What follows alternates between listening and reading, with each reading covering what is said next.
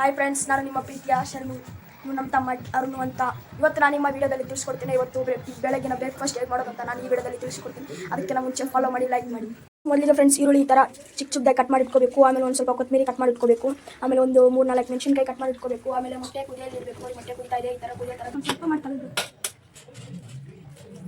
Friends. Finally ಈ ಥರ ಸುಲ್ಕೊಂಡ್ಬಿಟ್ಟು ಈ ಥರ ಒಂದು ತವಾ ಇಟ್ಕೋಬೇಕು. ನೋಡಿ ಫ್ರೆಂಡ್ಸ್, ಇವಾಗ ನಾನು ಎಣ್ಣೆ ಹಾಕೊತಾ ಇದ್ದೀನಿ. 1 ಸ್ಪೂನ್ ಎಣ್ಣೆ, ಇನ್ನೊಂದು ಸ್ವಲ್ಪ ಚಿಕ್ಕ ಚಿಕ್ಕದಾಗಿ ಕಟ್ ಮಾಡಿ ಇಟ್ಕೋಬೇಕು.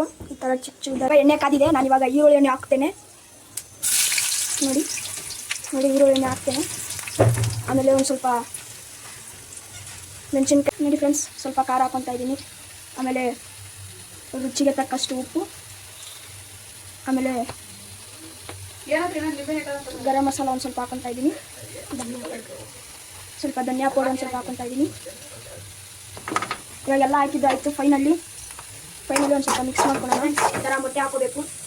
ಈ ಥರದ್ದೆಲ್ಲ ಮೊಟ್ಟೆಗಳನ್ನ ಹಾಕೋಬೇಕು. ನೋಡಿ ಈ ಥರ ಮಿಕ್ಸ್ ಮಾಡ್ಕೋಬೇಕು ಫ್ರೆಂಡ್ಸ್. ಫೈನಲಿ ಈ ಥರ ರೆಡಿಯಾಗಿದೆ.